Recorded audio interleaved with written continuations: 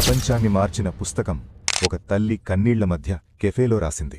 ఆమె JK Rowling. బ్రిటన్లో పుట్టి తర్వాత హ్యారీ పాటర్ను రాసింది. 1990లలో ఆమె తల్లి మరణం, పెళ్లి విఫలం, విడాకులు, జీవితం పూర్తిగా కూలిపోయింది. ఎడిన్బర్గ్లో ఒంటరి తల్లిగా ప్రభుత్వ సహాయం మీద జీవిస్తూ తీవ్ర పేదరికం ఎదుర్కొంది.